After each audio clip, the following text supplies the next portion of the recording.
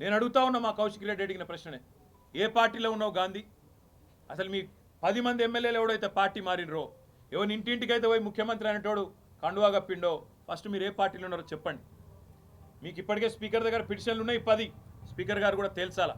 ఇవన్నీ కాదు, ఇవేమీ లేదు, మేము రైతు రుణమాఫీ మీద అడిగితే, లేదా వరద బాధితుల తరఫున ప్రశ్నిస్తే, లేదా రైతు బంధు ఎప్పుడు ఇస్తామని అడిగితే, మహిళా సోదరిమణులకు 2500 ఎప్పుడు ఇస్తామని అడిగితే, లేదా పెన్షన్లు ఎప్పుడు పెంచుతామని అడిగితే, 100 రోజుల్లో గ్యారంటీలు అమలు చేస్తా అన్న సన్నాసి ఎక్కడ తెచ్చిండు ముఖ్యమంత్రి అని అడిగితే తట్టుకోలేక హెడ్లైన్ మేనేజ్మెంట్ కోసం, అటెన్షన్ డైవర్షన్ కోసం ఒక దిక్కు హైడ్రా అని హైడ్రామా, ఇంకో దిక్కు ఈ రకంగా ఎమ్మెల్యేల ఇంటి మీదకే గూండాలను పంపడం అంటే దీనికంటే సిగ్గుచేటు ఇంకొకటి ఉండదు. తప్పకుండా నేను రేవంత్ రెడ్డిని అంటా ఉన్నా, చరిత్రలో నీలాంటి పనికిమాలిన ముఖ్యమంత్రులు, నీలాంటి తలమాసిన ముఖ్యమంత్రులు మస్తుగా వచ్చిండ్రు, మస్తుగా పోయినరు. పెద్ద పెద్దోళ్ళతోనూ కొట్లాడినాం, చంద్రబాబుతో కొట్లాడినాం, రాజశేఖర రెడ్డితో కొట్లాడినాం, కిరణ్ కుమార్ రెడ్డితోని, రోషయ్య గారితో ఎంతోమందితో తలపడ్డాం. నువ్వు వాళ్ళందరికంటే కూడా చాలా చిన్నోడు, చిట్టినాయుడు, నువ్వు చాలా చిన్నోడవు. నేను మా దగ్గర మా భాషలో చెప్పాలంటే హైదరాబాద్లో బుల్లబ్బాయి అంటారు నీలాంటి. ఇలాంటి బుల్లబ్బాయిలు చిట్టినాయుడులోని చాలామందిని చూసినాం. ఏం ఫరక్ పడేది కూడా ఏం లేదు, ఏం ఇంటికి కూడా వీకలేవు. కానీ ఏదో పైశాచిక ఆనందం, 4 రోజులు ముఖ్యమంత్రి పదవిలో కూర్చున్నా, నేనేందో పెద్దోడిని అయిపోయినా అనేదో ఎగిరిగిరి పడతా ఉన్నావు. రేవంత్ రెడ్డి గారు అధికారం ఎవరికి శాశ్వతం కాదు. నువ్వు ఒక దుష్ట సాంప్రదాయానికి తెరలేపుతా ఉన్నావు. ఇది తప్పకుండా నిన్ను దహిస్తుంది, నిన్ను వెంటాడుతుంది. రేపు నువ్వు పదవిలోకి వెళ్ళి దిగిపోయినాక తప్పకుండా నువ్వు ఈరోజు ఏదైతే దుష్ట సాంప్రదాయాలు నెలకొల్పుతున్నావో ఇవన్నీ నీకే చుట్టుకుంటాయనే మాట కూడా నేను వారిని హెచ్చరిస్తా ఉన్నా. తప్పకుండా ఈ 10 మంది మీద వేటు వేయాల్సిందే. అదేవిధంగా కౌశిక్ రెడ్డి గారి ఇంటి దాకా గూండాలను తీసుకొచ్చిన పోలీసులు ఎవరైతున్నారో వాళ్ళని కూడా వదిలిపెట్టాం. తప్పకుండా అవసరమైతే కోర్టు ద్వారా పోరాడతాం, అవసరమైతే న్యాయపరమైన ప్రయత్నము చేస్తాం. డీజీపీ గారు కనుక స్పందించి ఇక్కడ ఏసీపీ సిఐ ఎవరైతే దగ్గర ఉండి మరి గూండాలను తీసుకొచ్చి గేటెడ్ కమ్యూనిటీ లోపలికి తీసుకొచ్చి ఎమ్మెల్యే ఇంటి మీద దాడి చేయించడానికి అన్ని రకాలుగా ఇక్కడ రంగం సిద్ధం చేసినారో వాళ్ళని తప్పకుండా సస్పెండ్ చేయాలి, వాళ్ళ మీద చర్య తీసుకోవాలని చెప్పి కూడా నేను కోరుతా ఉన్నా. ఒకటి మాత్రం పక్కా, నువ్వెన్ని డైవర్షన్ గేమ్లు ఆడినా, నువ్వెన్ని రకాల హెడ్లైన్ మేనేజ్మెంట్లు చేసినా, నువ్వెన్ని రకాల ప్రయత్నాలు చేసినా నిన్ను మాత్రం బీఆర్ఎస్ పార్టీ వదిలిపెట్టది. 6 గ్యారంటీలు ఏమైనా అని అడుగుతూనే ఉంటాం, రైతు రుణమాఫీ ఎప్పుడు చేస్తామని అడుగుతూనే ఉంటాం. తప్పకుండా రాష్ట్రంలోని పీడిత ప్రజలు, రాష్ట్రంలోని పేద ప్రజల తరఫున మా ఎమ్మెల్యేల ఇండ్ల మీద దాడి చేసినా మా ఎమ్మెల్యేలు కూడా మేము భయపడం, తప్పకుండా నేను నిలదీస్తూనే ఉంటామని చెప్పి కూడా చెబుతూ ఇవాళ మా తమ్ముడికి సంఘీభావం చెప్పడానికి ఇక్కడ దాకా వచ్చినాం. అందరం కూడా తప్పకుండా భవిష్యత్తులో కూడా ఏ ఒక్క నాయకుడు, ఏ ఒక్క కార్యకర్త మీద ఎక్కడ ఇలాంటి సంఘటన జరిగినా అందరం కూడా అందుబాటులో ఉంటాం, అందరం కూడా తప్పకుండా తరలి వస్తామని చెప్పి కూడా తెలియజేస్తూ, మొన్న ఇక్కడికి వచ్చిన హరీష్ రావు గారిని, మా గౌరవ సీనియర్ శాసనసభ్యులందరినీ కూడా తలకొండపల్లికి తీసుకుపోయి, ఇంకెక్కడెక్కడికో తీసుకుపోయి అష్టదిగ్బంధం చేసి ఎక్కడెక్కడికో తీసుకుపోదాం అనుకుంటే ఎక్కడికక్కడ ప్రజలు స్వచ్ఛందంగా వేలాదిగా ముఖ్యమంత్రి సొంత జిల్లాలోనే ప్రభుత్వానికి చుక్కలు చూపెట్టినారు. వేల మంది రోడ్ల మీదకి వచ్చినారు. అర్ధరాత్రి కూడా 10:30, 11 దాకా వేలాది మంది రోడ్ల మీదకి వచ్చి ఆ రోజు తలకొండపల్లి పోలీస్ స్టేషన్ కావచ్చు, లేదా కేశంపేట పోలీస్ స్టేషన్ కావచ్చు, ఎక్కడికక్కడ ఎదురు తిరిగి ఈ ప్రభుత్వానికి పాలమూరు పౌరుషం చూపెట్టినందుకు వారికి, అదేవిధంగా నిన్న ఒక్క ఆరికపూడి గాంధీని హౌస్ అరెస్ట్ చేస్తే పోతుండే కదా, దానికోసం నిన్న మొత్తం రాష్ట్రంలో వేలాది మంది బీఆర్ఎస్ కార్యకర్తలను హౌస్ అరెస్ట్ చేశారు.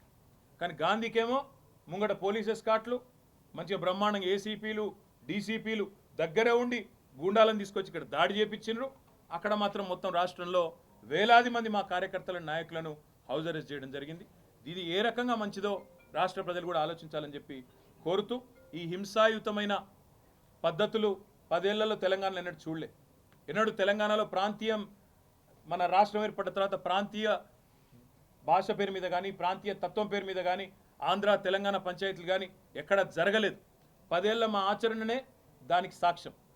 మేము చెప్పినాం, తెలంగాణ వచ్చిన తర్వాత ఈ పంచాయతీలకు మనకు టైం ఉండదు, అభివృద్ధి సంక్షేమం దాని మీదే ఉంటామని చెప్పినాం, అట్లే నడిపినాం.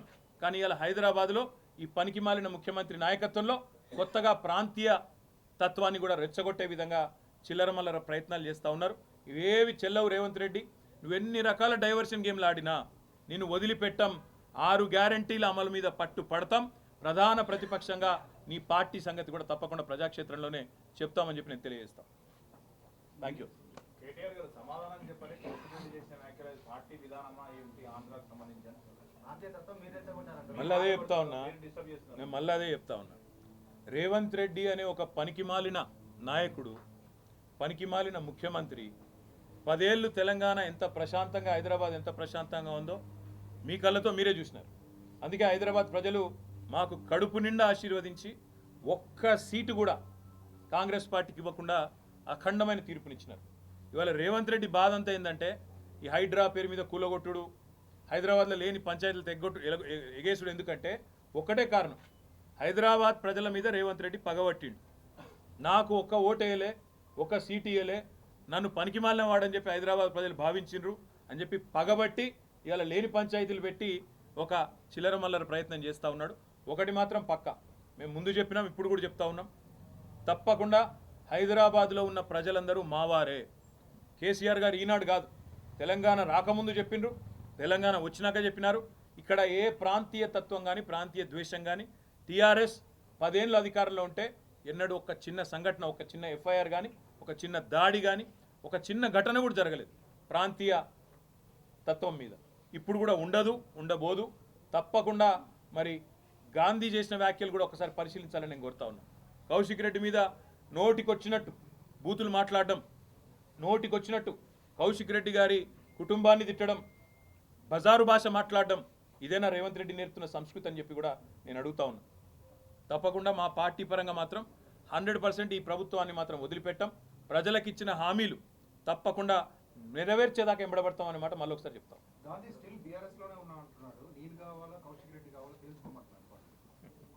దీన్ని కామెడీ అంటారు. ఎందుకంటే మీరు అడగడంలోనే కామెడీ. నేను చూసిన ఆయన నేను ఏదో సమావేశం పెడతా మన్ను పెడతా అంటే విలేకరులే అడుగుతారు ఏ పార్టీ సమావేశం పెడతావు సార్.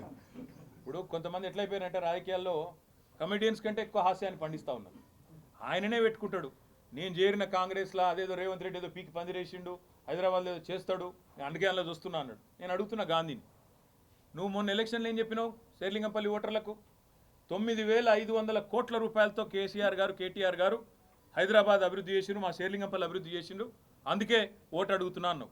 మరి నేను అడుగుతున్నా గాంధీని, నువ్వే కదా కాంగ్రెస్లో పోయినావు, 9,500 కోట్ల అభివృద్ధి మరి 9.5 ఏళ్లలో జరిగితే అంతకంటే ఒక రూపాయి ఎక్కువనే కావాలి కదా. మరి అభివృద్ధి నువ్వు నీ లెక్క ప్రకారం చేస్తావా? చేసి చూపెడతావా? ఎందుకు చేరినావు అసలు కాంగ్రెస్లో? చేరినవెందుకు? మళ్ళీ దిక్కుమాలిన పిఎస్సి చైర్మన్ పదవి కోసం ఏదో మళ్ళేదో దానికోసం ఇంత దిగజారిపోయి నేను ఎక్కడా మారలేదు, నేనేమి కాలేదు, నేను అదే పార్టీలో ఉన్నా మాట్లాడడానికి కనీసం సిగ్గని ఉండాలా? మీరు పని చేయండి బ్రదర్, అందరూ టీవీలలో అందరూ ఉన్నారు కదా, దయచేసి మీరు ఒక్కసారి శేర్లింగంపల్లి నియోజకవర్గ ఓటర్లను అడగండి, మీ ఎమ్మెల్యే ఏ పార్టీలు ఉన్నాడు అనే మాట మీరు ఒక్కసారి ఒక రౌండ్ 11 డివిజన్లు ఉన్నట్టున్నాయి ఇక్కడ, తలా ఒకటి 10 డివిజన్లు ఉన్నాయి, తలా ఒక డివిజన్ పంచుకోండి, ఆ డివిజన్లోని ఓటర్లను అడగండి, మీరు గెలిపించిన మీ ఎమ్మెల్యే ఎక్కడ ఉన్నాడు ఏ పార్టీలో ఉన్నాడో అడగండి. దాని ప్రకారం మనం స్పీకర్ గారికి కూడా అదే రిపోర్ట్ మీరు ఇవ్వండి. తద్వారా స్పీకర్ గారికి కూడా చాలా క్లారిటీ వచ్చి కళ్ళు తెరుచుకొని ఆయన తీర్పు జల్దీ తీసుకుంటారని నేను అనుకుంటాను.